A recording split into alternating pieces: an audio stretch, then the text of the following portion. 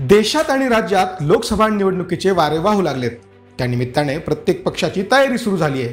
ती सुरू असताना जुन्या जखमांवरची खपली निघू लागली आहे।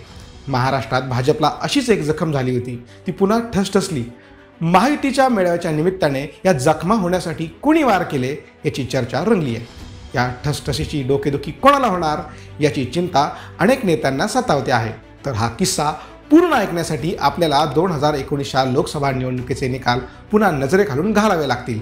भाजपने महाराष्ट्रात 2019च्या लोकसभा निवडणुकीत 25 जागा लढवल्या होत्या। त्यापैकी 23 जागा मोठ्या फरकाने जिंकल्या। 2 ठिकाणी भाजपचा पराभव झाला। बारामतीत राष्ट्रवादीच्या उमेदवार सुप्रिया सुळे या विजयी झाल्या। त्यांनी भाजपच्या उमेदवार कांचन कुल यांचा पराभव केला। राष्ट्रवादीचा बारामती हा किल्ला होता, त्यामुळे येथील पराभवाचा भाजपला धक्का बसला नाही। पण चंद्रपूर लोकसभा मतदारसंघात भाजपला मानहानीकारक पराभव स्वीकारावा लागला। 4 वेळा खासदार म्हणून निवडून आलेले आणि पंतप्रधान मोदींच्या मंत्रिमंडळात राज्यमंत्री असलेल्या हंसराज अहिर यांना काँग्रेसचे उमेदवार बाळू धानोरकर यांनी आसमान दाखवले। राज्यात काँग्रेसने लोकसभेची एकच जागा जिंकली, ती म्हणजे चंद्रपूरची। हंसराज अहिर यांनी गाजलेला कोळसा गैरव्यवहार बाहेर काढला होता। त्याचे बक्षीस मोदींनी त्यांना मंत्री रूपाने दिले होते। भाजपची ग्रामपंचायतीपासून ते दिल्लीपर्यंत सत्ता होती। सुधीर मुनगंटीवार हे तेव्हा चंद्रपूरचे पालकमंत्री होते। चंद्रपुरात तेव्हा भाजपचा उमेदवार पराभूत होईल अशी शक्यता कोणीच वर्तवली नव्हती। सेनेचे आमदार असलेले धानोरकर हे मात्र आपल्या उमेदवारीसाठी आग्रही होते। शिवसेना आणि भाजपची तेव्हा युती होती। शिवसेनेकडून उमेदवारी मिळणार नसल्याचं त्यांना माहीत होतं। त्यासाठी त्यांनी शिवसेनेचा त्याग करण्याची त्यांची तयारी होती। काँग्रेस नेत्यांकडे आग्रह करून त्यांनी उमेदवारी मिळवली आणि चमत्कार घडला। धानोरकर यांनी 5,59,000 मते मिळवली। अहिर यांना 5,14,000 मते मिळाली। अहिर यांचा सुमारे 45,000च्या फरकाने पराभव झाला। हा मतदारसंघ चंद्रपूर आणि यवतमाळ अशा 2 जिल्ह्यात पसरलेला आहे। चंद्रपूरमधील 4 आणि यवतमाळमधील 2 विधानसभा मतदारसंघाचा यात समावेश होतो। विशेष म्हणजे यवतमाळमधील 2 विधानसभा मतदारसंघात अहिर हे आघाडीवर राहिले। स्वतःच्या जिल्ह्यासह 4ही विधानसभा मतदारसंघात ते पिछाडीवर राहिले। तेव्हा सुधीर मुनगंटीवार हेच चंद्रपूरचे पालकमंत्री होते। त्यांच्या स्वतःच्या बल्लारपूर विधानसभा मतदारसंघातही अहिर यांना आघाडी मिळू शकली नाही। आपला पराभव कसा झाला याचे गणित अहिर यांना अजूनही उलगडले नाही। आपल्याच पक्षातील नेत्यांनी तर आपल्या विरोधात कट केला नाही ना, अशी शंका अहिर यांना वारंवार येते आणि हीच शंका त्यांनी बोलून दाखवली। त्याला निमित्त झालं ते महायुतीच्या संकल्प मेळाव्याचं।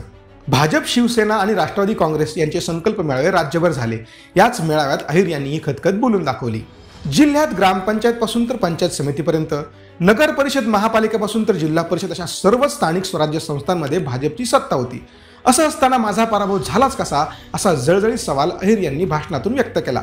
यावेळी तिन्ही पक्षांचे ज्येष्ठ नेते व्यासपीठावर हजर होते। मोदी लाटेत महाराष्ट्रात भाजपला ही जागा जिंकता आली नाही। बूथवर गडबड झालीच कशी असा संशय त्यांनी व्यक्त केला। त्यांनी कोणाचे नाव घेतले नाही, पण तेथे उपस्थित असलेल्या सर्वांनाच त्यांचा हा इशारा कळला। व्यासपीठावर असलेल्या अनेक चेहऱ्यांचे नेते तेव्हा पाहण्यासारखे झाले होते। या पराभवानंतर भाजपने अहिर यांना केंद्रीय मागासवर्गीय आयोगाचं अध्यक्षपद देऊन त्यांचं राजकीय पुनर्वसन करण्याचा प्रयत्न केला, पण त्यांची मोठी राजकीय संधी या पराभवामुळे हुकली। या पराभवाला अनेक जण सुधीर मुनगंटीवार यांना जबाबदार धरतात। मुनगंटीवार आणि अहिर यांच्यात सुप्त वाद आहे, त्याचाच परिणाम या निवडणुकीत झाल्याचं सांगण्यात येतं। स्वतः मुनगंटीवार मात्र हा आरोप नाकारतात। काँग्रेसच्या मतांचं विभाजन करण्यात आम्ही कमी पडलो, त्यामुळे अहिर यांचा पराभव झाल्याचा दावा मुनगंटीवार यांनी एकदा केला होता। आता 5 वर्षांपूर्वी झालेल्या निकालाचे पडसाद अजूनही उमटत आहे। त्याचाच परिणाम म्हणून मुनगंटीवार यांनाच येथून लोकसभेची उमेदवारी देण्यात येणार असल्याचा अंदाज आहे। स्वतः मुनगंटीवार यांची दिल्लीत जाण्याची इच्छा आहे की नाही हे उघड झालेले नाही, पण चंद्रपुरात भाजप धक्कादायक निर्णय घेण्याची शक्यता नाकारता येत नाही। दुसरीकडे काँग्रेसमध्ये येथील उमेदवारीवरून आता स्पर्धा सुरू झाली आहे। बाळू धानोरकर यांचे काही महिन्यांपूर्वी निधन झाले, त्यामुळे ही जागा रिक्तच आहे। पुण्याप्रमाणे तेथेही पोटनिवडणूक झालीच नाही। धानोरकर यांच्या पत्नी प्रतिभा या आमदार आहेत। त्यांनी लोकसभा निवडणूक लढवण्याची इच्छा व्यक्त केली। याशिवाय इतर 7 जणांनाही काँग्रेसकडे उमेदवारी मागितली आहे। एकूणच चंद्रपूरची निवडणूक अनेकांचे करिअर घडवणारी आणि बिघडवणारी होण्याची शक्यता आहे। मुनगंटीवार उमेदवारीचा बॉल टोलवणार की त्यावर सावधगिरीने धावा काढणार याची उत्सुकता आहे। दुसरीकडे अहिरांना आपला जुना हिशोब चुकता करायचा आहे।